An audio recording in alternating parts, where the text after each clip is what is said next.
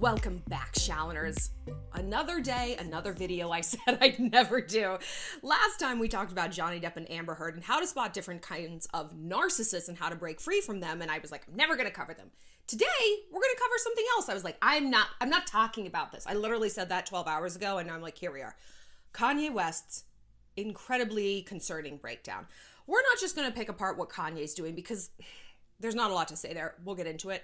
We're going to talk about what we can do and how we should approach things if we're dating someone who's going through something really rough. If we're dating a guy who's sort of broken in some way, however you want to define that, from the small, like he claps when a plane lands, to the large, he has unmedicated bipolar disorder a la Kanye, should we stay or should we go? I'll tell you the red flags that it's time to get out. And if you decided to plug in and stay, the research-driven trick that's going to help you guys forge a better relationship and get to the other side of this problem in a collaborative way. Stick around. But first, just want to remind you to follow me on Instagram. You guys have been tagging me in this and suggesting this topic for a while, so here we is. And be sure to follow me on Cameo if you want a video shout out for a friend, a birthday wish, a question, or something like that answered that way, a pep talk, head on over there. And be sure to find me on Infstream, where we're doing some sexy tutorials, all the way from kissing up to things that are a little bit spicier. So head on over there. It's an ad-free platform. It's $2 a month. It's awesome. We can be as nasty as we want to be. Speaking of nasty, there's some nastiness afoot in the Kardashian family. And we've talked about Kim and Kanye before, right? We've talked about, I feel like Kanye is always doing something and Kim is just like suffering in this stony silence, this stoicism, and like, he's my husband and I support him. And we've talked about what's fueling that, and it's something called confirmation bias. And that means people double down on their choices to affirm their life's path, because we want to feel like we are on a path that has some sort of, stability, even if that stability is actually not. Even if it's unstable, we can at least predict it. Anyway, go watch that video to get a little bit more into the mindset of Kim and why she's sticking around. But honestly, Kanye's latest antics might be the end. So Kanye, as we know, said he's running for president. We also did a video on that and about what to do when you disagree with your man's politics or just his opinions and goals in life, because, oh, Kanye. And now he's saying he's not running, but then he had a rally, and the rally was a garbage fire. Garbage fire. He was wearing some sort of weird Kevlar vest. Let's just start there. And was crying, saying Harriet Tubman didn't free the slaves. She did. Spoiler alert. Yes, she fucking did, dude. Why would you even... Anyway, I'm sorry. See, I caught myself trying to argue in a logical way against someone who is illogical. The too long didn't read of this video in terms of Kanye's behavior. He's mentally ill. He's mentally ill. So anything that comes out of his mouth is like, it's driven by unmedicated mental illness. He's got bipolar disorder, And he is right now in a manic episode. So one thing he also said at this rally was that Kim tried to abort their daughter, North. I mean, and I know he's mentally ill, and I know that that's driving it. But if you were North, if you were Kim, can you imagine your father telling the world that your mom tried to abort you? I don't even know if I believe that. It doesn't matter if it's true. That's the thing. It doesn't matter if it's true. Something doesn't have to be true to be incredibly hurtful. And that poor little girl and Kim, I feel so much for Kim, because I feel like she is reading the writing on the wall that this cannot continue. Confirmation bias or not, I know she doesn't want another divorce. I know she thinks that's going to be embarrassing. And this is the father of her children. She does love him. And she is also a bit of a narcissist and is fueled largely by his worship of her. We also covered that in the breakdown of their relationship. But when someone says you tried to abort your child, that's a Rubicon you have crossed. And you can't put that genie back in the bottle, But again, this is mental illness talking. And when we see someone like crazy on the street corner or whatever, like, like screaming into the wind and arguing and having an argument, we don't go up to them. It's like, excuse me, sir, the points you were making to that tree when you were yelling at it, they didn't really connect. They don't really, can you walk me through your logic? We don't do that. We're just like, that's a sick person. That's a sick person. And they're not making any sense. And so I'm not going to engage with them in a debating logic way because it's fruitless and it's pointless, By the way, I look like this. I normally don't wear my hair like in whatever this is supposed to be, but I'm getting a massage after this, and I'm like, I am not doing my hair because they're going to put oil in my hair. Is this the Shallon you deserve? No. But it's a Shallon you're getting. So I'm so sorry. I'm so sorry. I'm sorry. So after this, this horrifying rally that Kanye did, he went on his favorite place, Twitter. Oh God, he's like Trump of the rap world, and put out a bunch of tweets that, I mean, to me, they don't make any sense. I don't know if like I'm just reading them wrong or whatever, but also, of course, they don't make sense. He's in the middle of not only a manic episode in terms of bipolar disorder, he could be in the middle of a psychotic break. And that is, I mean, that's very bad. He's been on 5150 holds. That's like a mental health evaluation hold before. Remember that it was years ago, right before or during his St. Pablo tour, when he had a meltdown at Harley Pasternak. Poor Harley Pasternak. He's a trainer. It's like, I'm just trying to get you fit, dude. And he's like having a meltdown, and Kim had to put him in the hospital. He was in UCLA hospital for like, was it a week? A while. And Kanye has said back and forth conflicting things, not conflicting, but, you know, varying things about his mental health. First, that he's not going to be on, I don't want to be on medication. And then I am medicated and I feel better, you know, and then it seems the pendulum swing back.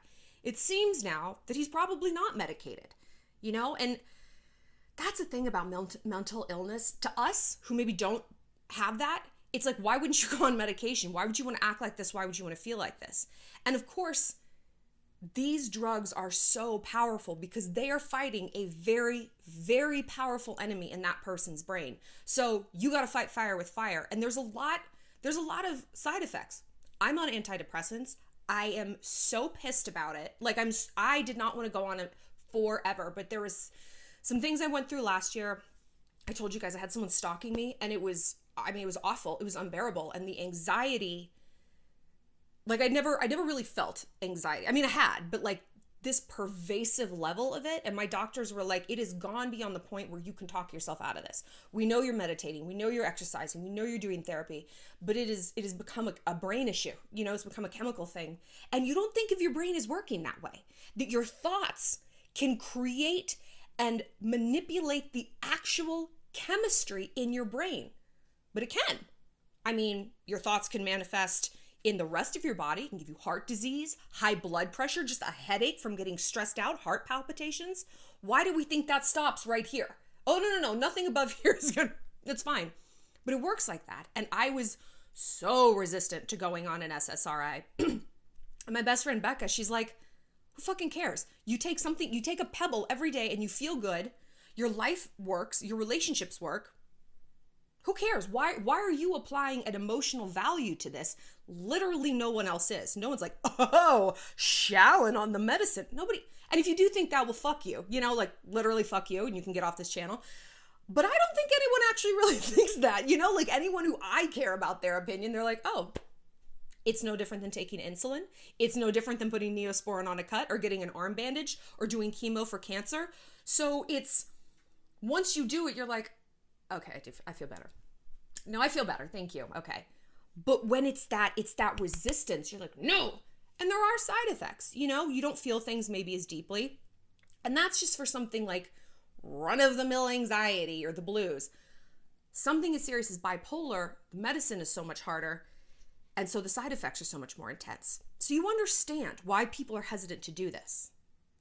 But then you see the opposite. You see what happens when they don't.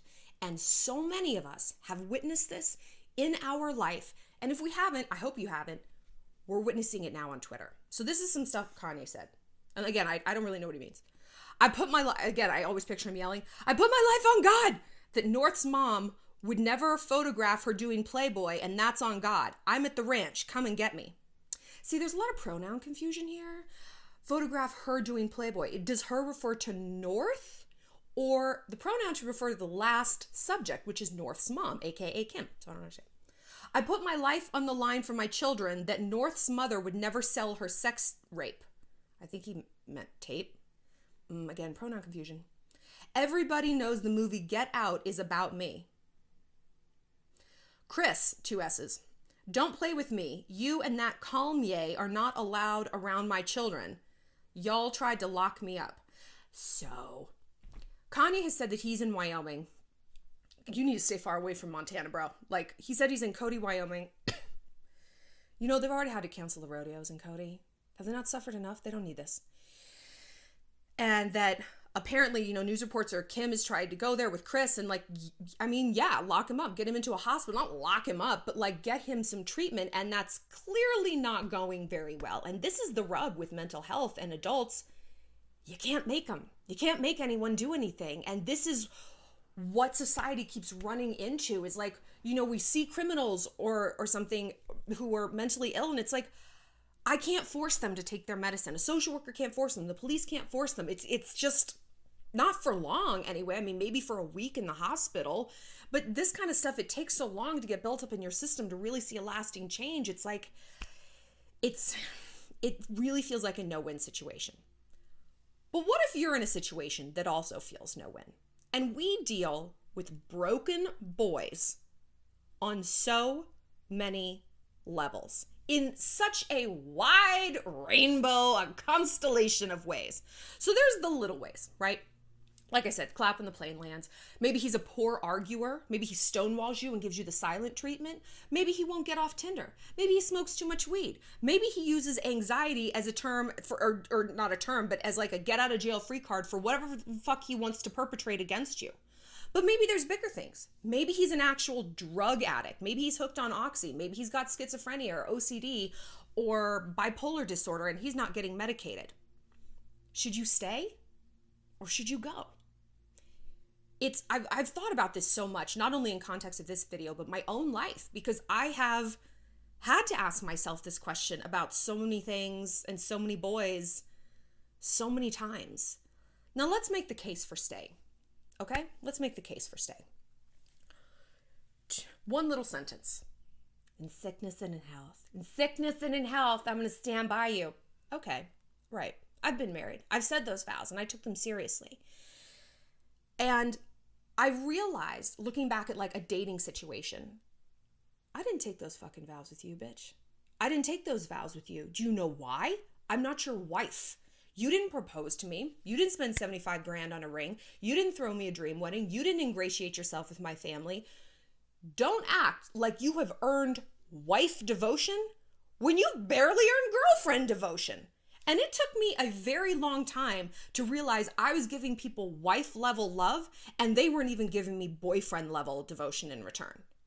It was such a poor return on investment. And sometimes we kind of have to boil things down in terms of those like very simple metrics. It's like if this was an actual investment, if I was writing checks to something, if I was at a store paying for something and I was only getting a third of what I bought, I would stop going to that store and I would stop buying it. But we don't do that with people. Why?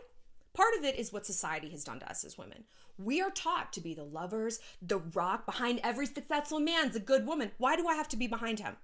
Maybe behind every successful woman, there's not a man dragging us the fuck down. Did you ever think of that? Maybe there's a bunch of awesome women. Maybe there's my mom. Maybe there's a dog giving me love. Maybe there's a DVR full of all the things I want to watch and a snack cupboard full of my favorite treats. But not a man.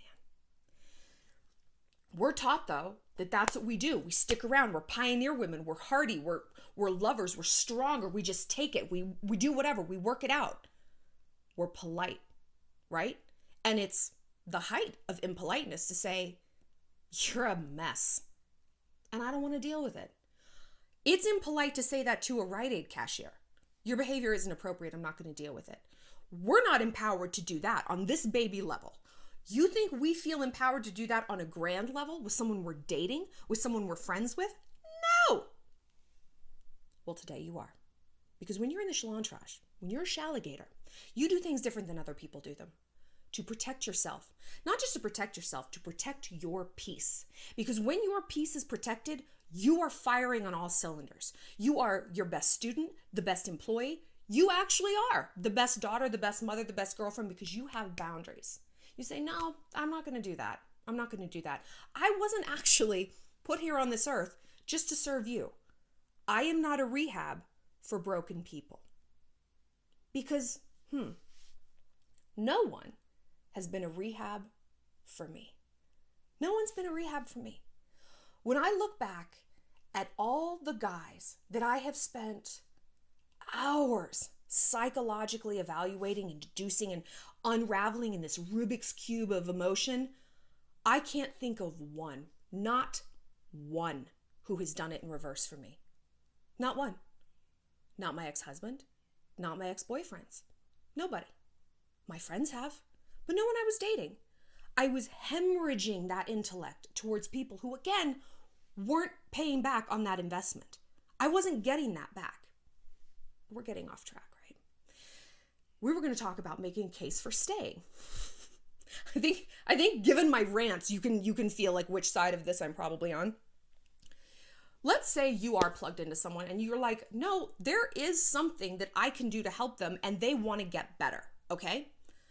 I was reading, not a ton because I don't have all the time in the world, this book called, let's see,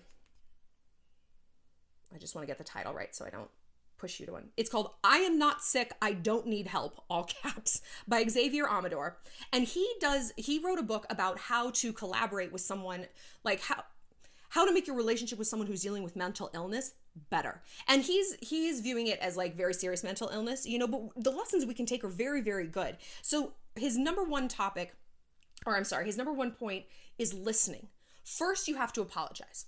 I'm sorry that I've been pushing you to get on medicine. I understand how oppressive and mothering and naggy that must feel. And you probably feel like I have absolutely no idea what your experience is right now.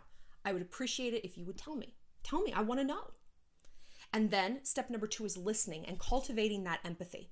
What is it like for someone who's mentally ill? Or if it's a petite thing, what's it like for someone who wakes up every single day and smokes weed? Hey, tell me, like, how do you feel when you do that? Tell me how you think that's affected your life. Just tell me your experience with this, right?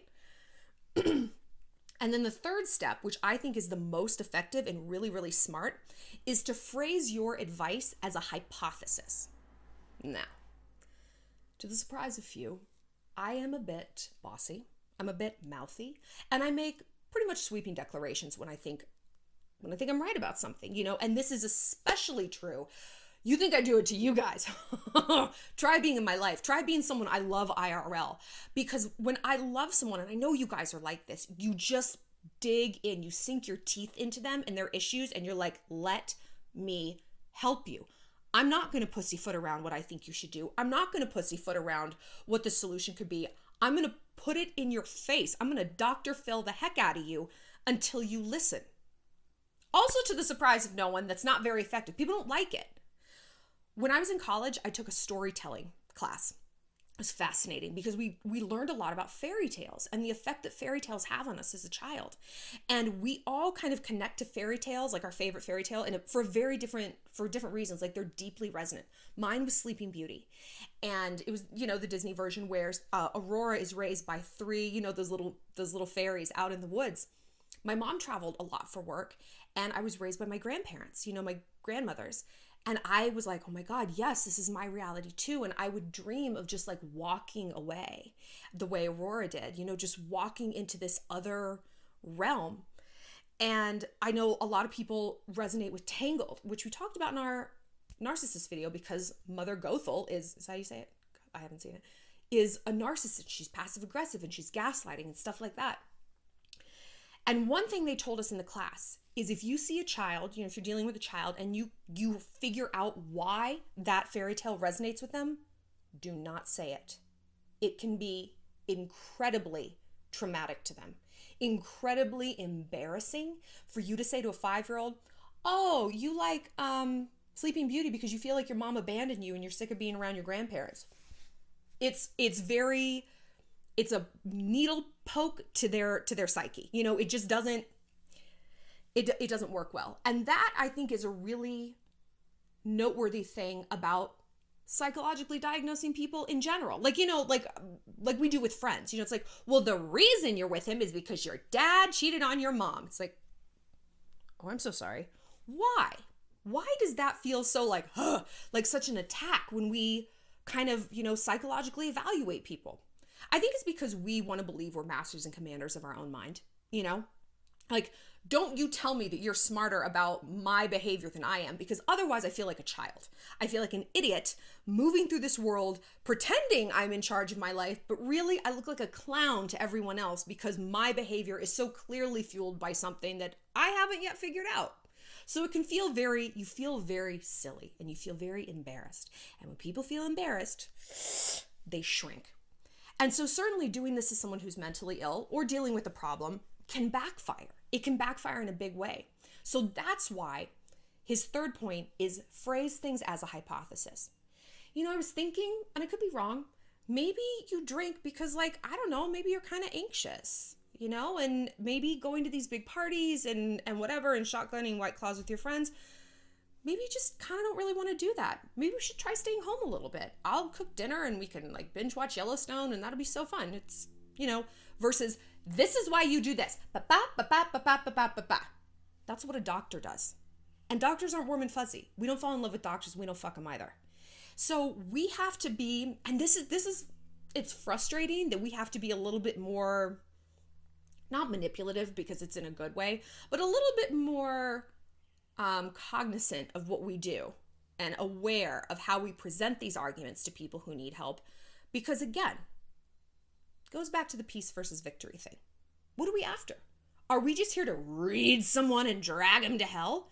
Okay, then come out guns a-blazing. But if we're not, if we're truly cultivating peace and a collaborative relationship, and more than that, them getting better, this is a really effective way to do it. So number one, apologize. I hate apologizing. I hate it.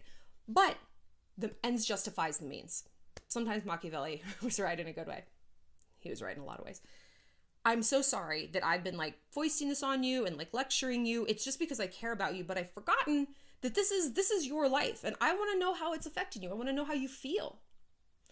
Step number 2, listen. Cultivate that empathy. One good way to show empathy is to mirror. It's paraphrasing. If they're I just feel like everyone's against me and blah, blah, blah. It's yeah, I know. It must feel like everyone is just ganging up on you and the doctors and the nurses and me and Kris Jenner and blah, blah, blah. And they're yes, it does. That makes people feel heard. Parroting back what they said makes people feel heard. It's a crucial principle of every kind of communication, from persuasion and sales to interpersonal relationships. And then number 3, phrase your advice as a hypothesis and add the caveat, I could be wrong, maybe. Phrase it as very, exploratory, not this is the fucking right answer, even though it probably is. But there's one part of this we haven't mentioned. There's one huge, speaking of caveats, girl, they gotta want to listen. They have to want to have this conversation with you. If they don't want to talk about their weed problem, their oxy addiction, clapping when the plane lands, quitting school to become a gamer, stop watching this video because that's the answer. You need to leave. You need to leave. People can't change what they don't acknowledge. And that means for us. We're talking about that for us in our own lives and how hard it is to change something and acknowledge it and move forward and shape your life around a new reality and a new version of yourself you want to be, whether it's losing weight or going to law school or whatever it is. Do you think you can do that for someone else? Let me tell you, you can't. And it really is the most heartbreaking thing in the world to look at someone and just be like, why don't you want to be better? Why don't you want to be better? Whether that's separating from a toxic family or studying or being on medication when you have 4 kids with them. But it's maddening. And it is truly one of the great mysteries of the world. Forget what happens when you die and, why do fools fall in love? It's, why don't you want to be better? And we all have blind spots like that. I've said before that my big peccadillo with myself is my weight and my body. And people are like, why don't you work out? And I'm like, why don't you work out? I have really explored it deeply in therapy. I'm like, why do I keep myself in this state of vague misery? And I'm working through it and we're unraveling it, but it is a process, and there's stuff under there. But if you would like to know, and if you're going through this too, I'm afraid I'll be too happy. Like I won't have anything to blame my problems on if I'm at my ideal weight, and then my level of happiness might just be as good as it gets, and then I'll be like, wait, this is actually just life. It's like there's no more level to ascend to. It's fucked up. But there's stuff under there, and for the longest time I didn't want to know what was under there. I didn't want to know. Now I do. I've grown up, I've matured, and I'm just sick and tired of feeling sick and tired about this issue, right? But I had to be ready to get there. No one else could hyper ripen me to get there. We can't even ripen an avocado, let alone a whole person. It just doesn't work that way. So if you're dealing with someone who is not amenable to having this conversation, you need to get out. Let's go back to that sickness and in health thing, right? Because I was thinking about it a lot. I'm like, wow, would I be a monster if like my husband ended up on Oxy, or, God forbid, or something like that, or he got cancer? Would I leave him? I'm like, of course I wouldn't leave him if he got cancer, and I wouldn't leave him if he was an Oxy addict. And I was like, well, when would I leave someone? It's if they didn't want to get better. If they didn't want to get better. If they got cancer and they're like, well, I don't, no. Oh, you have diabetes and you don't want to finger stick and you don't want to watch your weight and you don't want to do this. I'm actually not sticking around for that. I'm not. I don't like watching a car crash. I don't like horror movies. They're scary. And I don't want to watch one in real life with someone I love. I can't watch someone self-destruct. Not only because it's so painful and it is so crazy making, and it puts me in a parent-child dynamic situation where I'm nagging and do this and take your medicine. That's not sexy and fun for me. And again, that's not why I was put on this earth. Because if I'm doing that, none of my goals are advancing. I don't have the emotional bandwidth to do this channel, to cultivate new friendships, to take up new hobbies. I am hemorrhaging energy towards someone who, again, doesn't want it. Why? Don't get caught up in the why. That is one of the hardest life lessons, whether it's a guy who doesn't like you or a guy who won't take his medicine. Why? I don't know, girl. I don't know. Nobody knows. It doesn't matter. It doesn't matter. It is what it is. And the reality of that is here. We can't date potential. We can't date nostalgia. We can't date, well, if they got to, We have to date the here and now and what someone is saying in front of us. And if they're like, too bad. You think I drink too much? I know I drink too much. I'm not going to change. This is just a card I'm going to play every time I need to get out of jail free. Every time I do something bad. Well, I told you I drink too much. I told you I have anxiety. I told you I this, I that. You know what that is? That's an emotional terrorist. And I don't negotiate with terrorists. We say that all the time. I'm not going to do that. And again, like, if I'm hemorrhaging all this energy towards someone who is just crashing and burning, I have to assume that they'd let me crash and burn. That if I, God forbid, wait, don't I get to have problems once in a while? Maybe I have some things I would like to work through. Maybe I'm going to have a bad day. Maybe I'm going to need to be picked up off the emotional floor. Where are they going to be for me? If their attitude is, life is suffering, I don't fucking know, I don't really want to think about it or deal with it, they're not going to help me expand my psychological horizons, reach new levels, get better, get bigger. They're going to leave me twisting in the wind. Why would you be in a relationship like that? How is that even a relationship? What does that give to you? Codependency. That's the answer. That's what it gives to you, is codependency. I mentioned this, I think in the other video, maybe on the podcast, that like last year I was thinking about getting into a relationship with someone who I really liked. And it was from the jump going to be a codependent relationship, because they said they had an issue with, they smoked too much weed. I don't smoke weed at all. So I don't understand like why you would smoke a weed, let alone many weeds to necessitate a weed problem. I don't get it. So I was very much like, well, stop, but I also was like, a project. I can fix this person, because I knew why he was smoking weed and I knew what to say to him to dismantle what was fueling that. I knew what healthy habits to replace, and I was like, let's go. I practically had a binder, like I have been through so many fixer-upper relationships with fixer-upper guys that I was like, I am the Chip and Joanna Gaines of this bitch. Let's do it. But that's the thing with houses. They don't fight you back. You got a hammer and you win. Boys fight you back. People fight you back. And I had to make the conscious choice to step away from that, because I knew from experience where it was going to lead. And to admit it to myself, Shallon, you're not going to fix him. You're not going to change him. He doesn't want to be fixed. He doesn't want to change. You're going to get right back into another dynamic like you did with your other ex who cheated on you constantly, who you were trying to help. You're going to be in a therapist role. You're going to be in the mom role. You're going to erode yourself. Everyone's going to get really sick of hearing about it. And it's going to spit you out the other end a year later with what exactly to show for it? I don't have a PhD in broken men. What do I have? Wasted time and a lot of wasted emotion.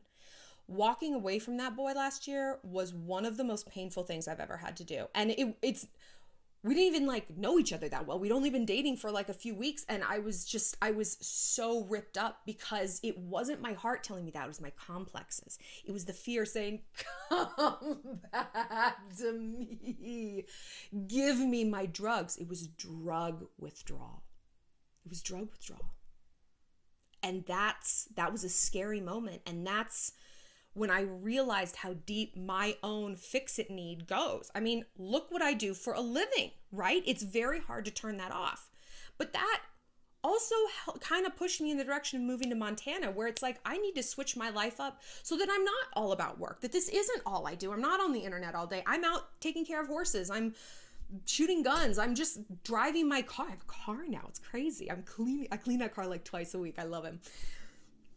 And like, I'm reorienting to things in real life that are beyond just fixing a dude. And I'm getting out of that pattern. But it was really tough. It was really tough.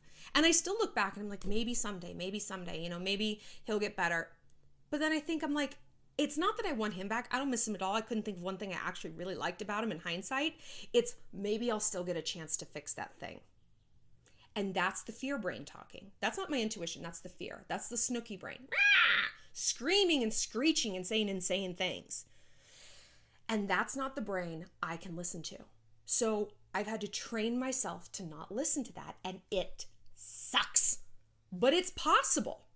And you do it one step at a time. So if you're looking at a guy and you're like, he doesn't want to get better. He doesn't want to communicate with me differently. He doesn't want to plan dates. He doesn't want to travel. He doesn't want to take his medicine, whatever it is, finish school.